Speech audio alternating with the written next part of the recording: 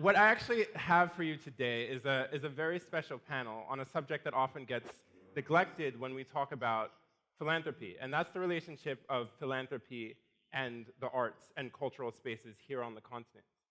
So, we talk a lot about sort of the harder topics. That's, healthcare, that's jobs for youth, that's education, food, security, hunger. We talk about all of that.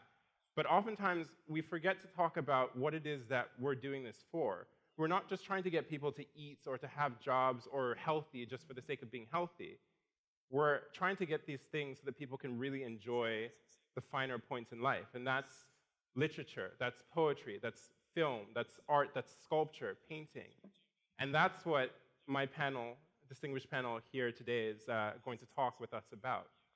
Now, I'll make the introductions really quickly, and then we'll get into it, because you already have their bios in the programs in front of you.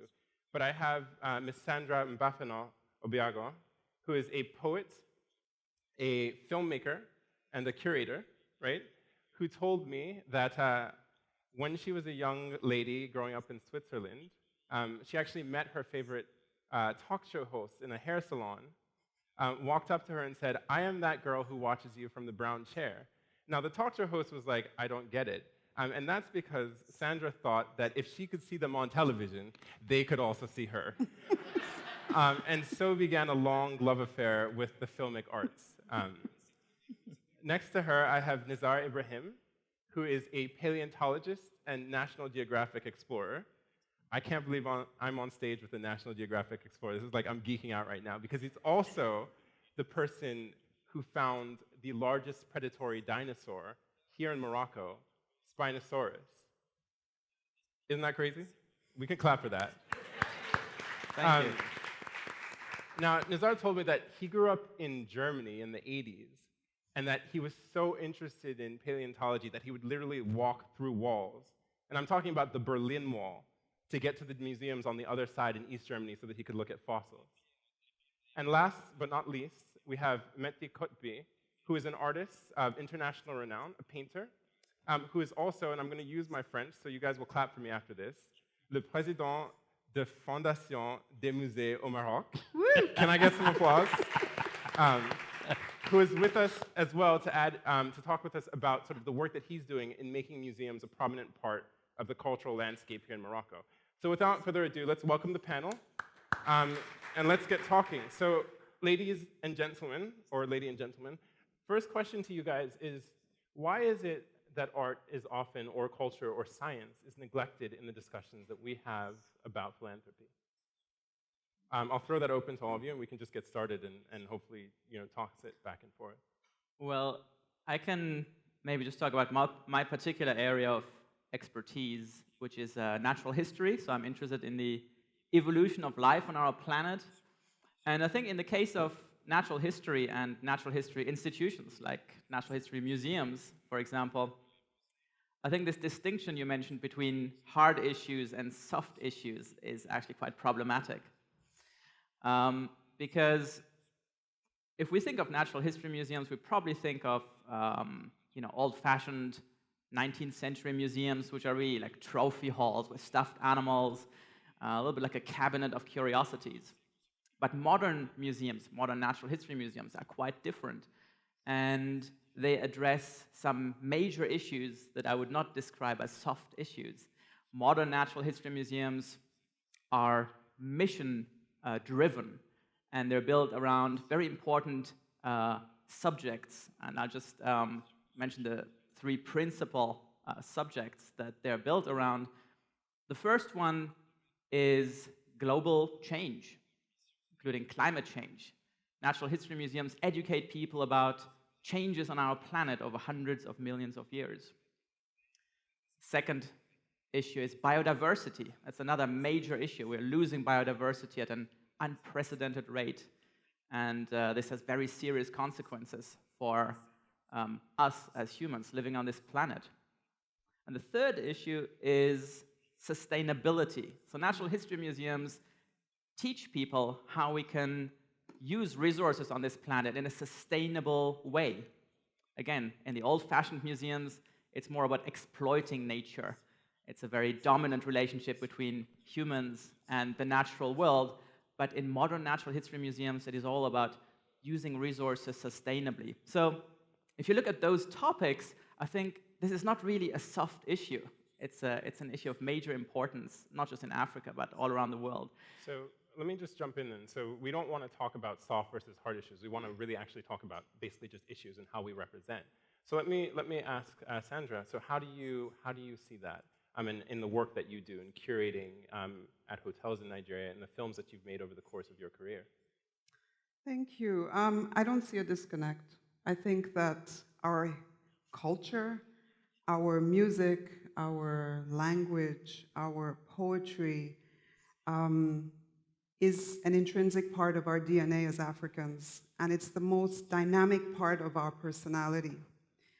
And when we walk out of here, we're going to all be partaking in different aspects of culture. And I think for those development initiatives that have been able to bridge the gap between culture, art, and some of the hard issues like education and women's empowerment, etc., they have been very successful because they have touched the very heart of the audience, touched the very heart of the interest groups and the communities that we're trying to reach. For example, there was an immunization initiative in Nigeria in the 90s, and they were trying to get a community to immunize their kids, and they were not being successful. So they reached out to a theater group, and the theater group went into the community, worked with the community members for 2 to 3 days, got the community involved in the play, staged the play as part of a community event, and at the end of that intervention, 6,000 kids got immunized. Wow. Mm-hmm. So we can see that when people understand and when we touch their hearts through art, through drama, through film, then we really strengthen the whole development agenda. So let me turn it over to Mehdi over there and just say, so we've talked about strengthening sort of the development agenda through art and through that sort of connection and touching the heart. And earlier we were just talking about something really interesting, which is the Modern Museum and sort of the work that you're doing there to really expose both Moroccan artists to Moroccans and also to other people in society. Bonjour, merci de m'avoir convié à cette réunion. Bien évidemment, pardonnez-moi, je vais vous parler beaucoup plus avec le cœur qu'avec une expertise. C'est essentiel, car vous venez de souligner quelque chose d'important dans ce pays. Il y a une prise de conscience dans notre pays et au plus haut niveau que la culture doit être un vecteur à la fois de développement et aussi d'ouverture d'esprit. Je voulais simplement, si vous le permettez, revenir à une note qu'on m'avait faite. La valorisation capitale de notre culture, mais aussi pour nous ouvrir vers l'extérieur. Et je voudrais aussi vous dire qu'il y a eu une prise de conscience de la nécessité de valoriser notre patrimoine culturel et aussi notre identité. Et c'est pour cela, Sa Majesté, le roi, a décidé de créer la Fondation nationale des musées. Et aujourd'hui, je peux vous dire que nous disposons à la fois d'une confiance ici au Maroc, avant de revenir vers cette culture que nous avons faite, et je voudrais vous donner, je ne suis pas un nombre de chiffres, mais je vais vous donner quand même des chiffres. On a aujourd'hui, et depuis quelques jours, nous avons fêté la 2e année de l'ouverture du musée Mohamed VI d'art moderne et contemporain, et nous avons dépassé, je pense ne pas me tromper, à peu près 120 000 visiteurs. C'est sur ces 120 000 visiteurs, il y a 30% d'enfants. C'est essentiel, des enfants des écoles, mais nous avons passé des accords avec le ministère de l'éducation nationale marocaine pour pouvoir faire venir les enfants et aussi avec des entreprises pour pouvoir les transporter. Nous avons, vous savez, quand je vous parle d'ouverture d'esprit, c'est de voir par exemple qu'on a eu, pour nous c'est considérable, 40 à peu près, l'équivalence de 30, pas loin de 35 000 visiteurs pour l'exposition Giacometti. Et je peux vous dire que nous avons fait des ateliers et nous allons continuer avec Picasso, parce que Picasso va venir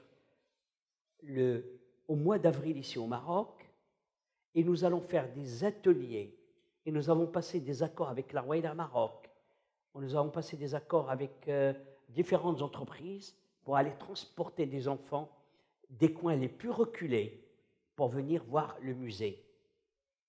Car parfois, il faut travailler sur cette population qui est fragile pour pouvoir lui ouvrir l'esprit. Et nous pensons que la culture, nous pensons tous autour de cette salle, que la culture est le meilleur moyen de faire un barrage à l'obscurantisme.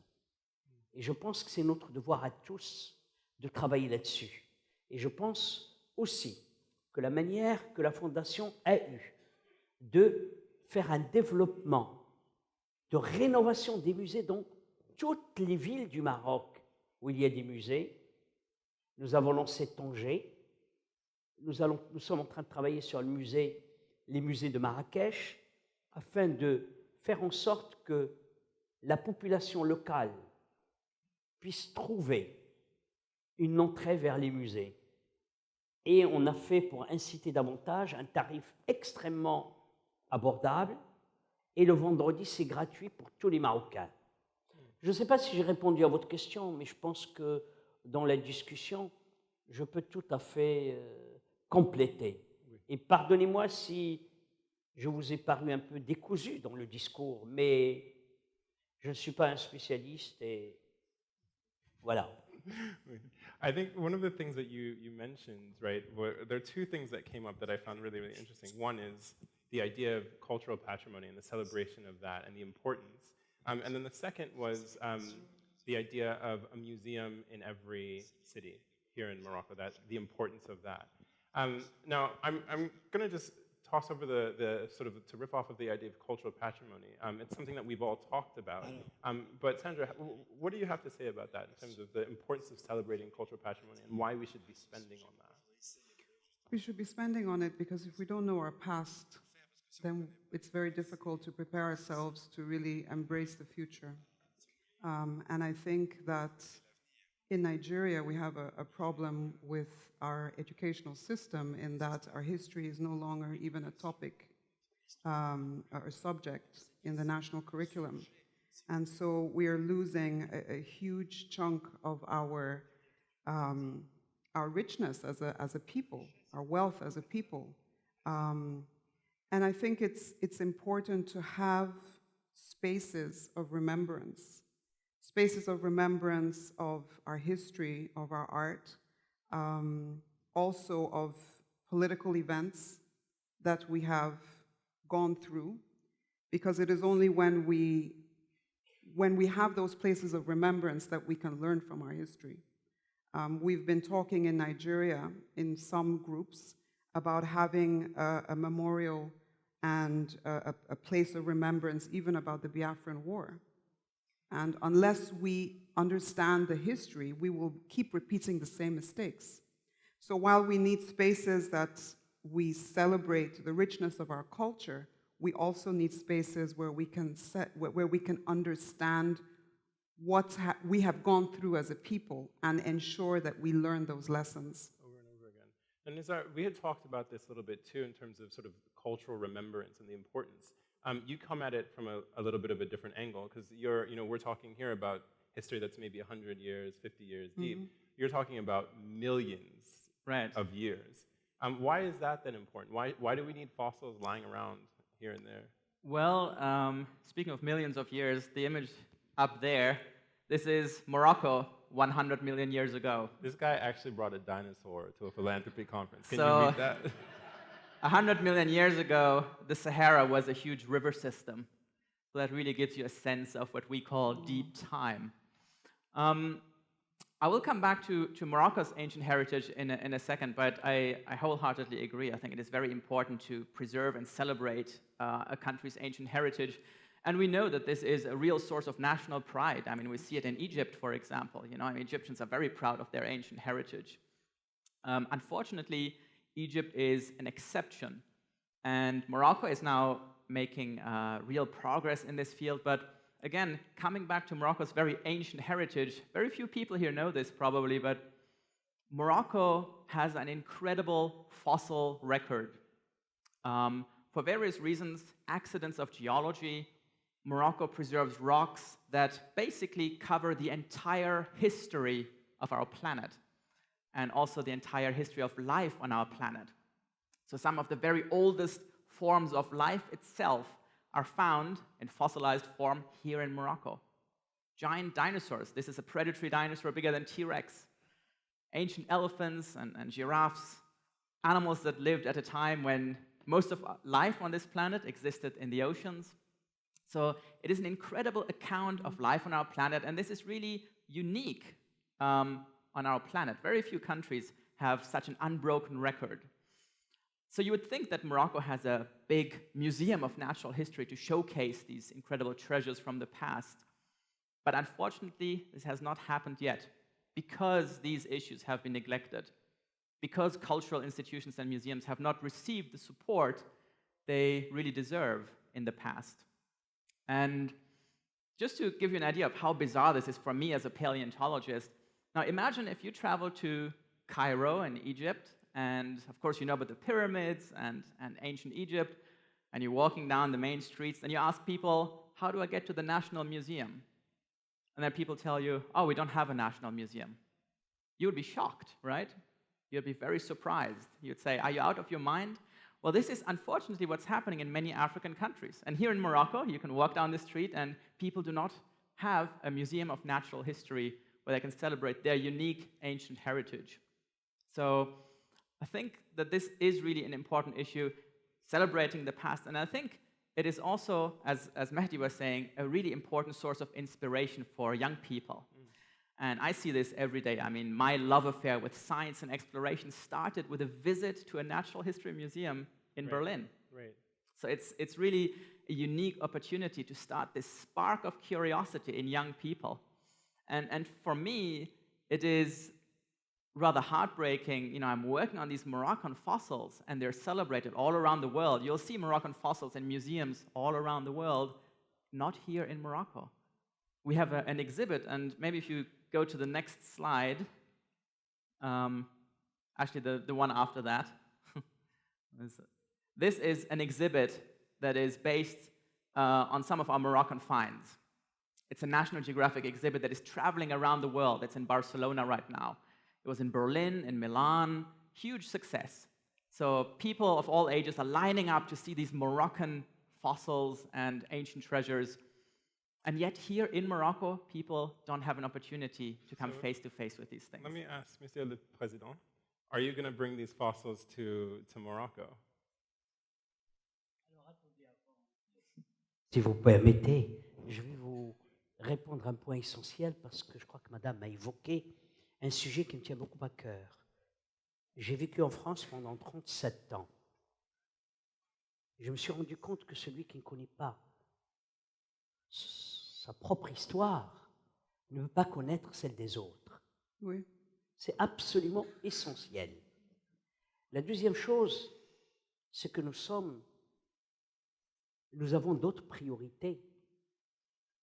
Et cette priorité aujourd'hui, la culture, vous savez, quand Sa Majesté m'avait nommé, il m'avait dit, la culture est une priorité. Donc sachez-le.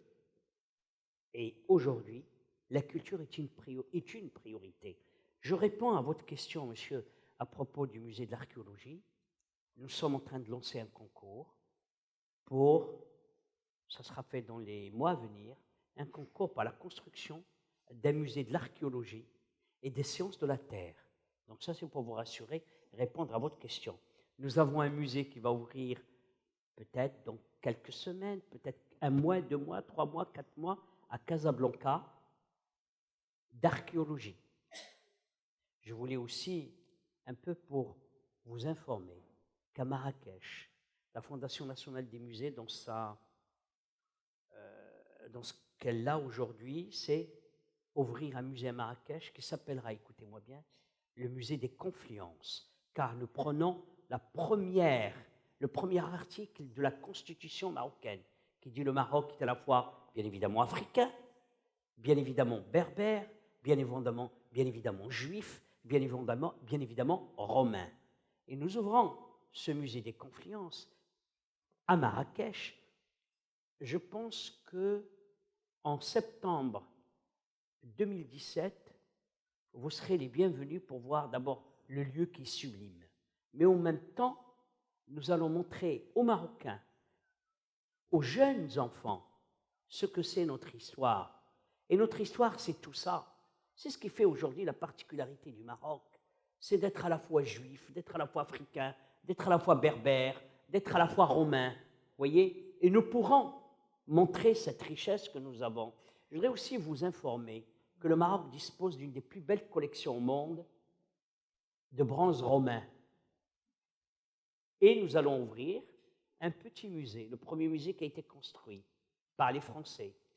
Donc, musée de l'archéologie qui va s'appeler le musée des bronzes. Où on ne lui a pas encore donné le titre exact pour donner envie aux gens de venir.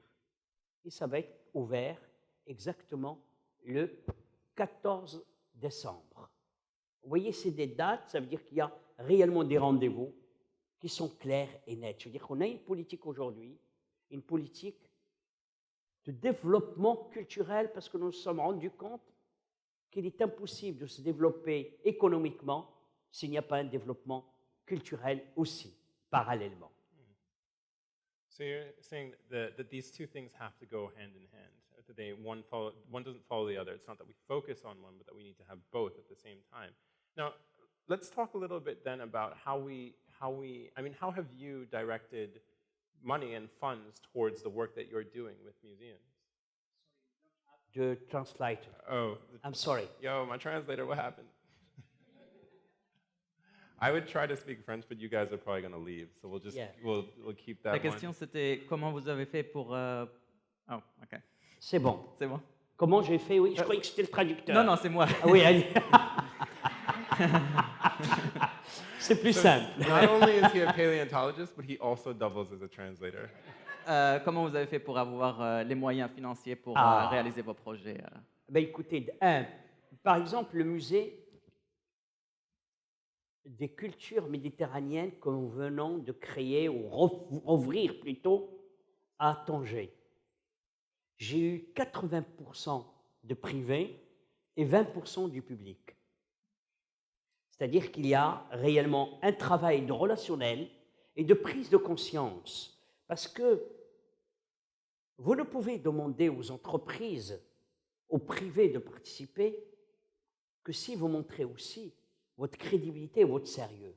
Et je pense que les expositions que nous avions organisées, parce que j'ai oublié de vous souligner que nous avons eu, et je pense que certains d'entre vous, s'ils ne l'ont pas vu, ils ont dû certainement entendre parler, cette grande manifestation marocaine à Paris, le Maroc médiéval au Louvre et le Maroc contemporain qui a eu lieu à l'Institut du monde arabe. Et Sa Majesté m'a demandé que cette exposition du Maroc médiéval, qui a été vue par 270 000 visiteurs au Louvre, et je pense que c'est plus que ça,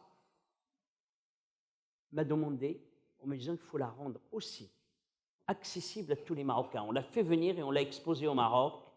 Et donc c'est aussi pour montrer et donner aussi de l'importance. Nous ne pouvons pas organiser des expositions simplement pour les pays développés, mais nous devons aussi montrer aussi notre richesse et notre patrimoine. Faire prendre conscience aussi aux Marocains qu'ils ont une culture à la fois riche et variée.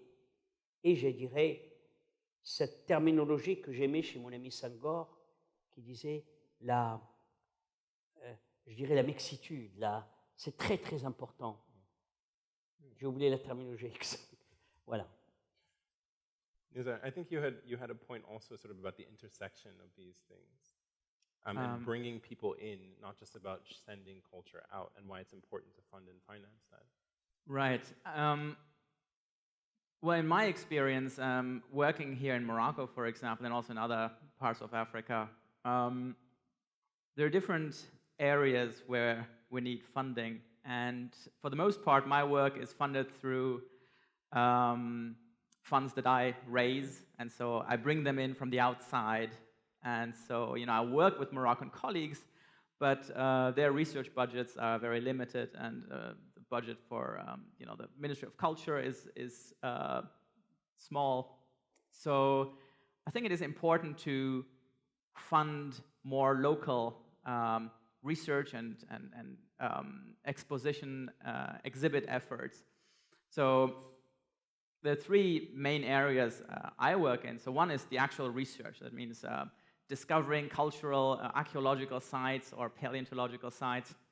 And that's not something that's very expensive, but always have to bring in outside funding. So I think in other parts of the world, philanthropy plays a major role there.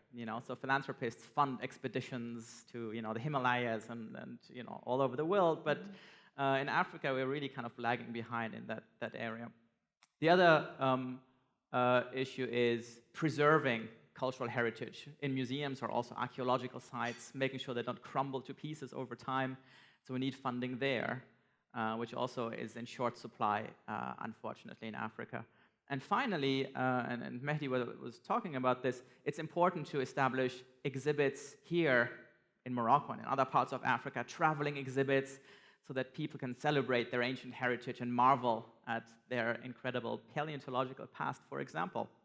And again, you need funding for those kinds of outreach projects, exhibits, or scientific literacy. It can be, I had plans for an e-book that I wanted to put together on Morocco's ancient history, covering the history of life on our planet as a children's book, as an e-book.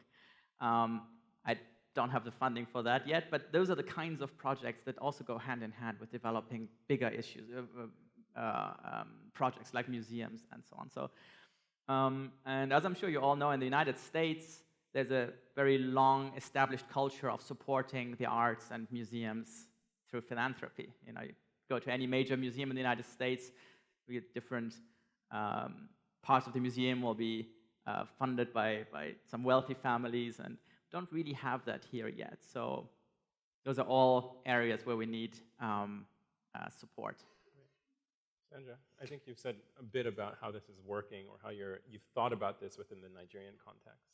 Yeah, it's been very interesting to see that the private sector has been very interested in funding artistic events, exhibitions, and trying to think outside the box. In Nigeria today, in Lagos, we don't have functioning museums, but we have beautiful corporate spaces, which are beautifully air-conditioned, well-appointed, great parking, with offices upstairs, great exhibition areas, and they're just empty. Yeah. Recently, I approached the Lagos Court of Arbitration, which is a new building in Lagos. Beautiful building that was actually built by the governor of Lagos State. And it's the first purpose-built Court of Arbitration in Africa. 4 floors of gorgeous space for hanging paintings. So why don't we try to make a bridge? There was also a law firm in London who was looking at supporting some event in Lagos to increase their brand. And the idea is, let's try to build bridges and let's try to have win-win opportunities.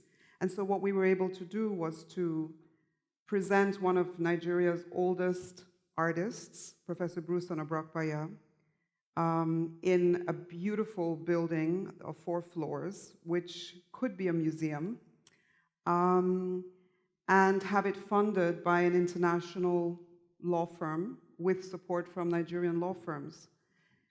We've done also wonderful exhibitions in hotel spaces, in boutiques, trying to broaden the conversation about art, take it out of those very small artistic communities and bring it into the public space. And I think that's what we have to do. We have to create bridges. When we look at development projects, we look at NGOs who are doing fantastic work, social justice, we talked about that earlier on today. Those stories need to be told. They need to be brought out. And there are funders, there are people who are interested, there are institutions that would like to fund those types of initiatives, but the stories aren't getting out there. And I think if we're looking at development in Africa, we also need to sort of look at the storytelling population, the young people who are focusing on social media. We have a whole new generation of writers, of bloggers, of photographers who are popping with creativity and ideas, and they need to be linked with those who are working in the field, doing health and education and social justice, and those who have the resources to invest in them. So I think there are wonderful opportunities also for employing our youth and really looking at technology as a fantastic platform for telling those stories through creativity, through art, through music, through culture.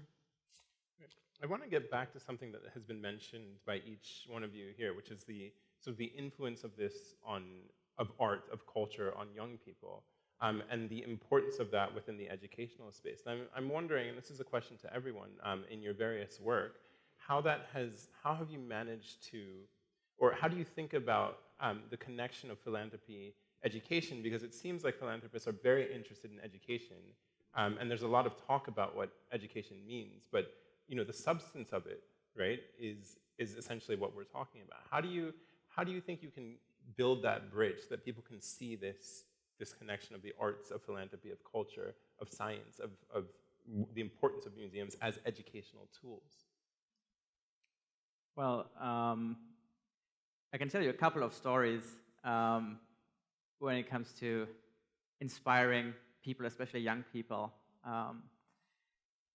In my work, I always try to get young people excited about science and exploration. And this is something I do through documentaries, magazine articles, etc. And it's a very rewarding experience. So education is a really big part. And I mean, I'm working in paleontology, which, as many of you know, is a gateway drug to science. It's all kids love dinosaurs. And it has been a really rewarding experience for me. I was on the plane flying from Paris to Casablanca just a couple of days ago, and a young man approached me on the plane, and he said, "Are you a paleontologist?" And I said, "Yes, why?" And he said, "I saw your documentary on the National Geographic channel. I'm so proud that we Moroccans have the largest predatory dinosaur in the world." And I never really thought about a career in science, but now I'm reconsidering. Wow. Yesterday I met a young man, 15 years old, who found out through a family friend that I would be here in Rabat, and I met him here in the hotel lobby, and he's a budding scientist, budding paleontologist. And again, you could just see the sparkle in his eyes, and I'm having these experiences in different parts of the world. I think I told you yesterday about a particularly interesting one. I recently did a National Geographic presentation in Seattle, and it was a special one because the audience was all kids, 3rd to 5th grade, hundreds. So that's like 8 to or 10 to 12? Yeah, very intimidating. It was a big hall filled with hundreds and hundreds of kids. They're very loud. And then I got on the stage, I started my presentation, and for 45 minutes, the kids were just silent. You could hear a pin drop. They were just so captivated by, this account of scientific discovery and ancient heritage. And so this is something that is, just one of many examples. I would love to do more of this here in Africa, but I think there's no doubt that getting young people excited about science and exploration is very much part of what I do. And it's really about getting them interested in science and exploration in general, not just paleontology. Right. But these moments can really put them on a completely different career trajectory. Right. Sandra, I think you... Yeah, I wanted to think add. education, you know, there's education in the classroom, and then there is education to create livelihoods for people. And there are two examples that I can think of that are very, very powerful. One is a lady who is the foremost batik artist in the world. And she's not schooled, but she's highly educated.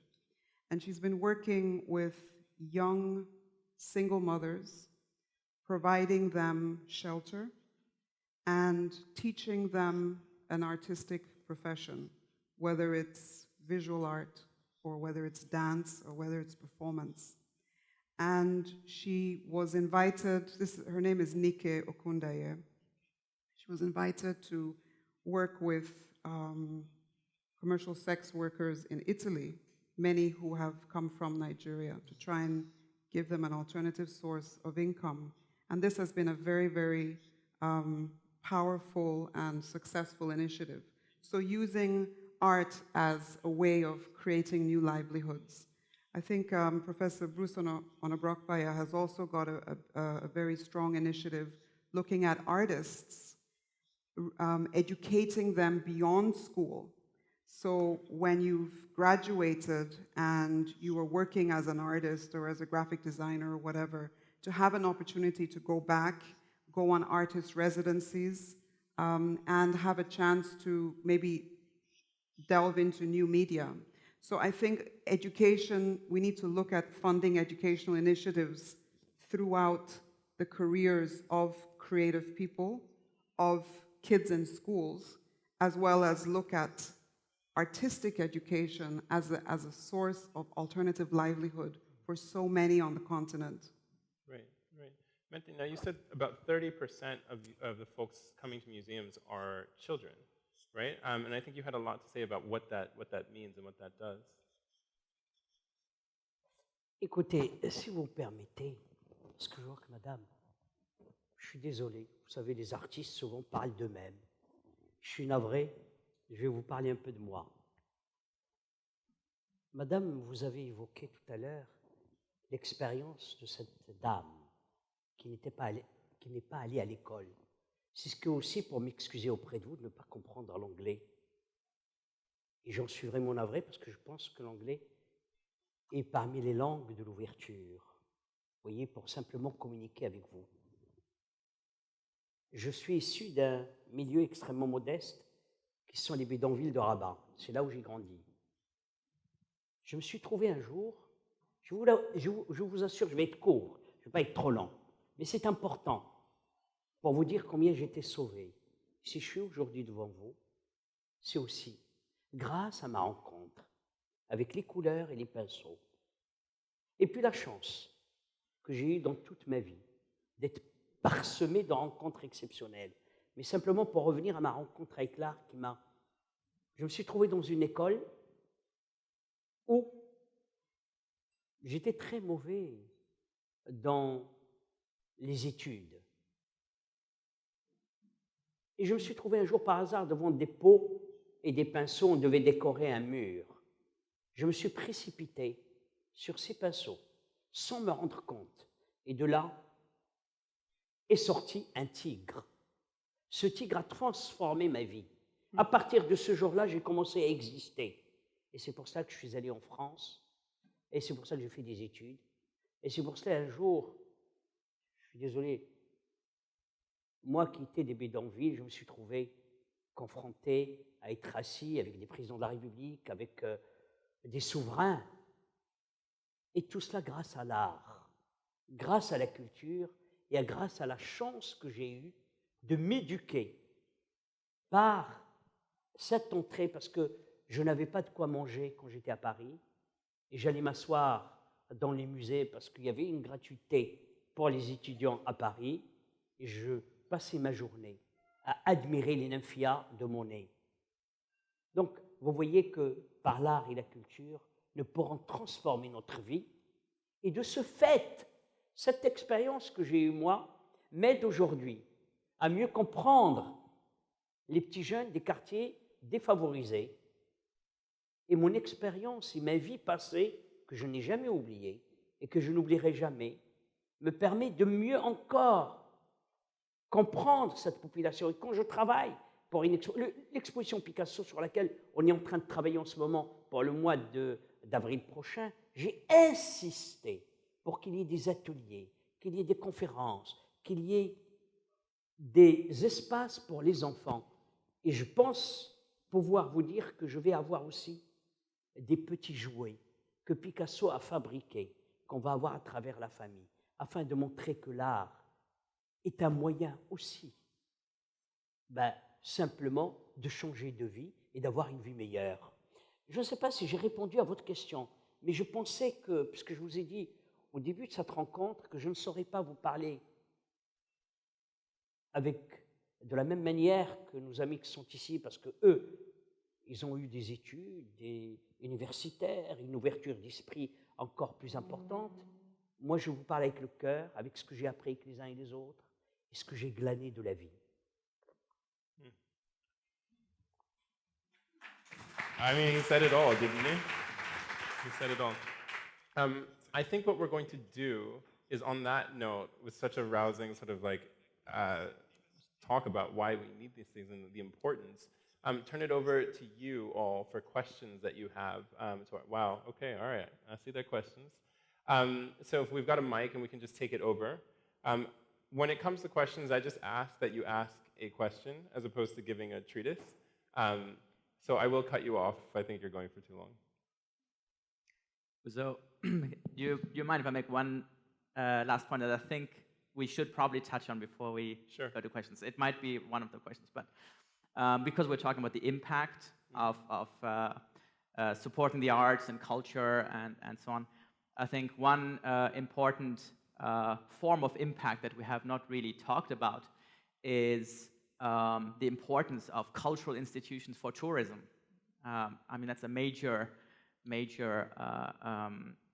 argument in favor of supporting those kinds of institutions. If you think of the big museums of the world, in my field, the Natural History Museum in London, the American Museum of Natural History in New York, these are always amongst the top 3 most visited museums in these cities. I mean, London is, by good margin, the most visited city in Europe, and one of the main magnets, for London is the museums. London is financial sector and museums, really. And so we shouldn't underestimate this. It's really, for Morocco, for example, having a vibrant cultural scene and many museums is a major factor. I mean, Morocco, tourism is important in Morocco, and you can bet that people will be lining up to see all these wonderful museums. So, and it's not just in the United States or the UK. We see the same thing in Beijing now. I was talking to a colleague. The Natural History Museum there is so popular that people have to book the tickets online because they can't get in otherwise. There's just too many people queuing to get in. So we're seeing this all over the world, and we see it in much poorer countries as well. I have colleagues working in Mongolia. They've established 2 natural history museums. One is actually under construction right now. So it is certainly something that we're seeing in all kinds of countries, and it really always benefits the country economically too. I mean, it's a major factor in tourism. And if you think of a city like London, for example, and you just take away the museums, right? Just imagine that for a second. What do you have besides bad fish and chips? It would be a cold and soulless place, right? And I think sometimes you have to think about it this way to understand how important a vibrant museum and culture scene really is. Because without it, what are you left with, Yeah, but I think you can even build on that, because you have the museum, and then you have all the structures that come up around it. I came to Marrakesh probably about 15 years ago, and there was no museum of, I can't remember what it was called. It's a rose garden. But about 3 years ago, I came back, and there was an Yves Saint Laurent little museum, little garden, museum, and and interestingly enough, there were all these little businesses that had grown up along that street. So you now had perfume, you had books, you had all different kinds of arts and crafts, you had great restaurants, This was all in a place that absolutely had nothing 10 years ago. So the add-on effect of how it, it's like when you have a musical concert. You have 1,000 people that come. All the businesses that benefit around that concert, food vendors and so on. So I think it's a good way of energizing the economy. So culture as an economic driver. Absolutely. And also absolutely. as a social I mean, good. there's certainly these local benefits and then, yes, the international ones, because that's one thing I hadn't mentioned. Most of the visitors, and there are millions and millions of visitors going to these big museums in natural history museums, most of them are foreigners, so, they're tourists. Right. So this is a really, really You important can factor. actually promote But even to support our internal tourism, because in a country like Nigeria that is so massive, with 120 million people, and with our recession at the moment where people actually cannot even afford to go to London anymore, we are actually not making the most of our own, our own patrimony. Right. Let me turn it over. Question, so name and then question. Okay, so my name is Tony Cole, and this panel has just blown me away. So, God bless you. Thank you very much. This is probably the best panel of the day. Anyway, I have a creative mindset, so please allow me to do that. I grew up studying architecture, and they taught us everything about everything else except African architecture. So it's been a big problem. Father Kuka talked about the tyranny of language. And I believe culture speaks our language. And we've been uprooted completely by not speaking our language, which is culture. And a lot of that has to do also with religion, which teaches us all sorts of things. So Benin culture, no problem, I'll get to the question, but it's important to just frame it. So please forgive me on this. It's something that is very deep in my heart. Yeah. But what I have not heard at the end of the day is how exactly do we make this happen? I know, for example, that Nollywood, which is one of the tools that could have been used to do this, has not spoken deeply about our culture and portrays culture in the wrong way. So we portray culture as being witchcraft, evil, so you use religion to uproot it, and so on and so forth.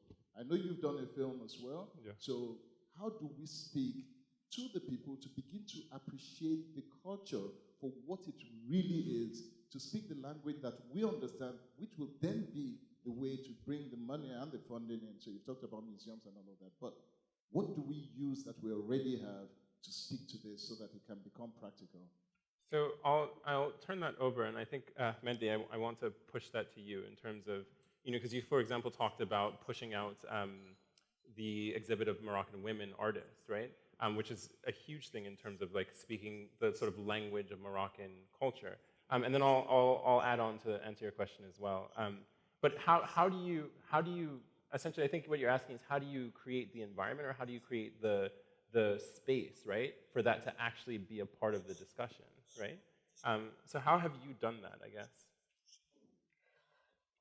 Je pense sincèrement qu'il faut impliquer. Regardez, dans le musée Mohamed VI d'art moderne et contemporain, nous avons fait aujourd'hui une salle permanente qui trace l'histoire, même si elle est jeune, de la peinture au Maroc.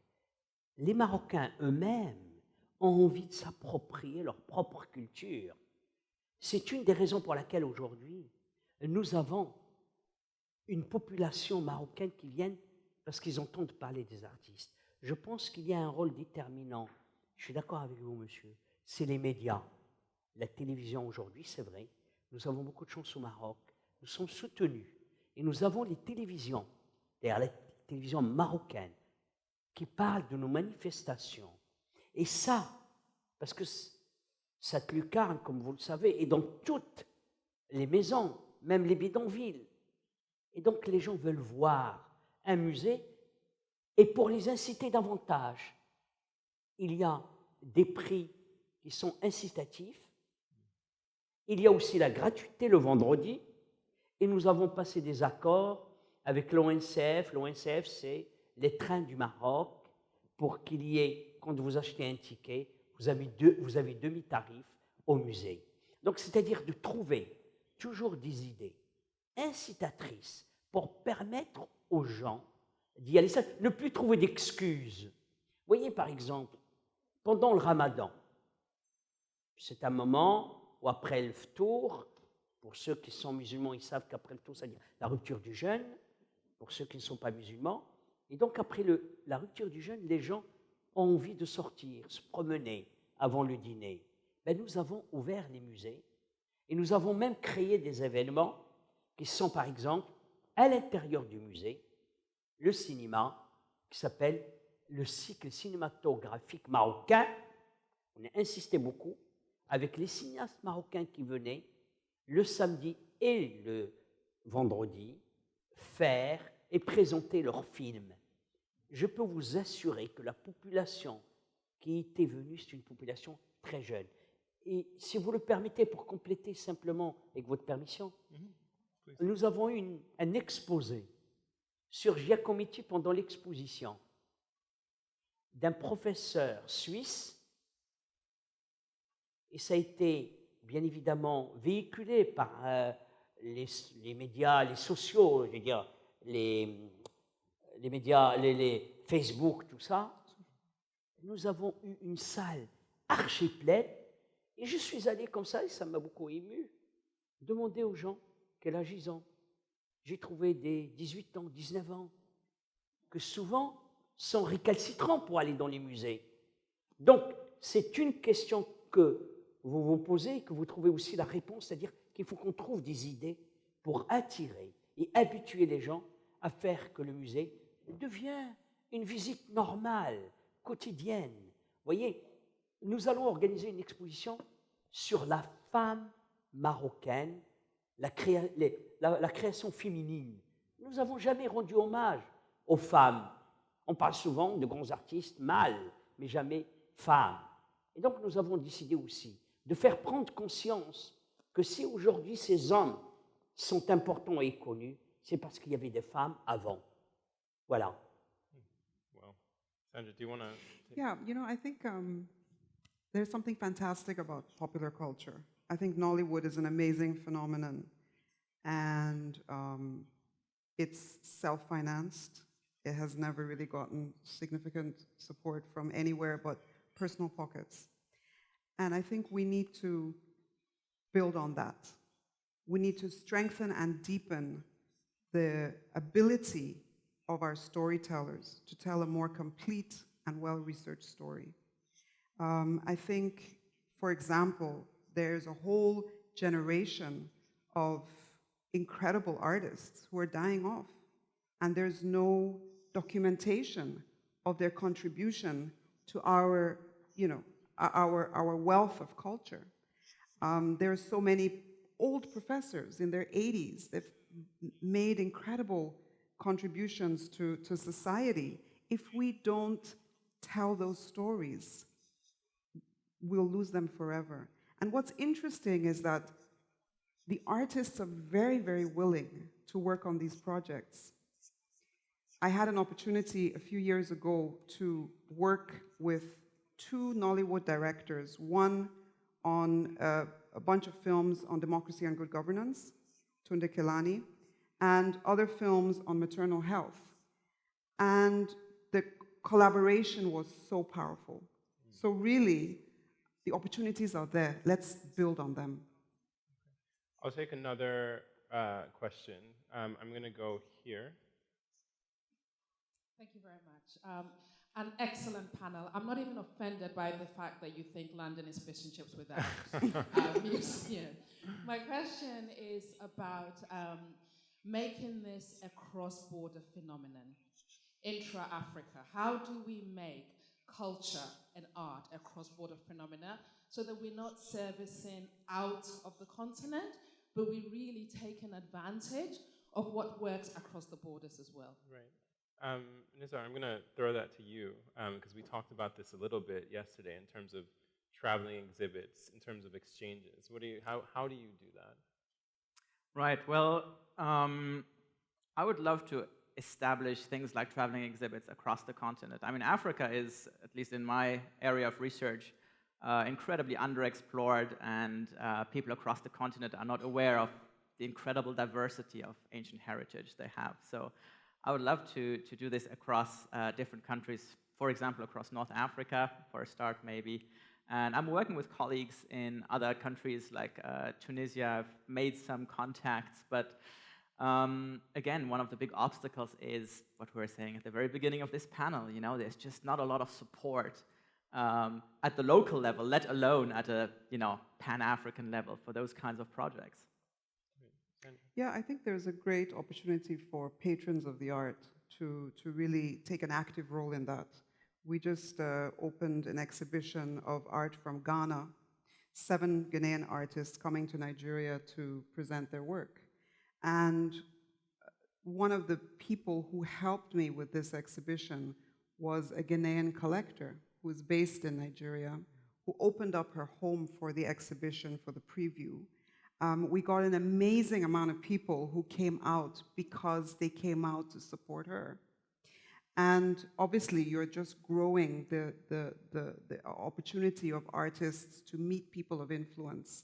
So I think in terms of patrons, in terms of philanthropists, there's a huge role to play in making those connections, especially across borders.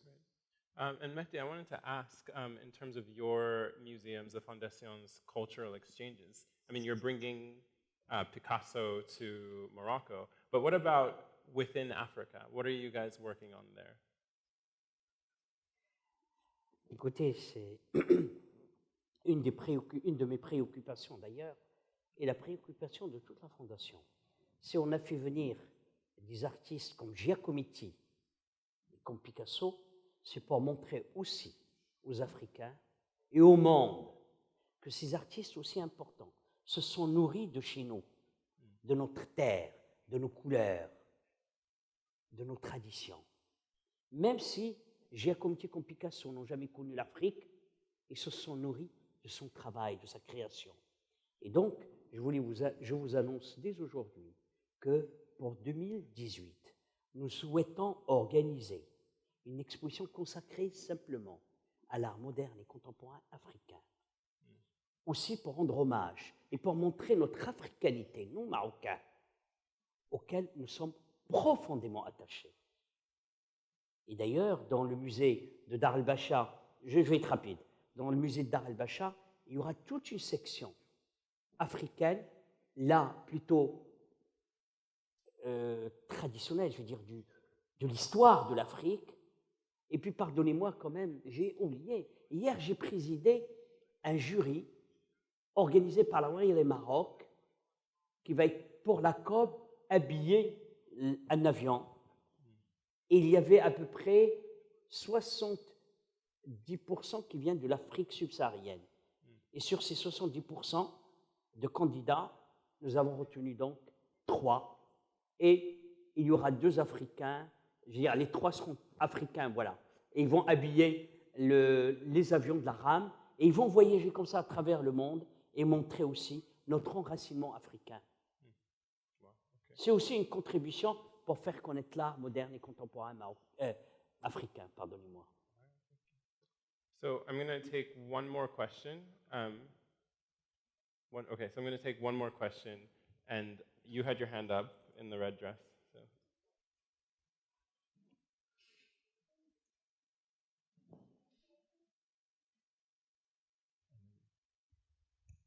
Thank you very much.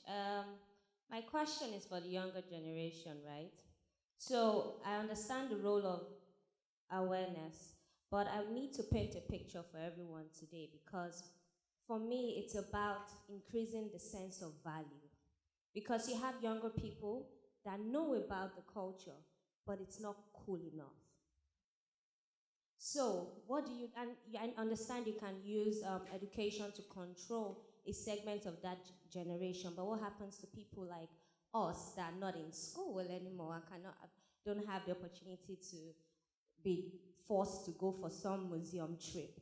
So how do you increase the sense of value for the African culture as outside building awareness? Because once we know about it, but we don't think it's cool enough. I'd rather want to be in the innate generation. So I need us with the wealth of experience. How do you drive that?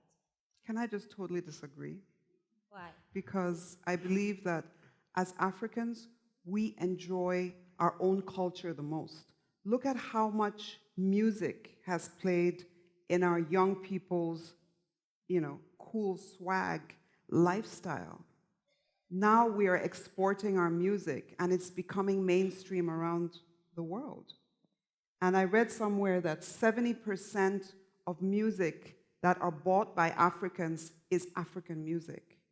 So what is culture? Culture is organic. Culture moves. We need to be willing. Ndidi spoke about be open, learn. We need to look at culture and realize that culture is part of globalization. So whether it's an African rap or an Asian rap or a European rap or a Moroccan rap, it's just a media to express what is actually going on inside of us. And really that is my prayer, is that we begin to use culture as a leveraging point for employing our unemployed, for strengthening our values, for, as my good brother over here said, using it as a vector of development. I love that. Using it as a vector of development, and also ensuring that those of you who have resources, those of you who are philanthropists and donor agencies, that for every project you have a creativity budget line. And I think that we're going to end on that note because we have a lot to think about and a lot to consider in terms of where we're putting our money and our attention and our time and our energy when it comes to the arts. So I want to say thank you very much to my distinguished panelists. You guys were amazing. And thank you to you as an audience for your participation. They will be here for questions for those who didn't get to answer questions or to ask your questions. But thank you, and y'all are dismissed.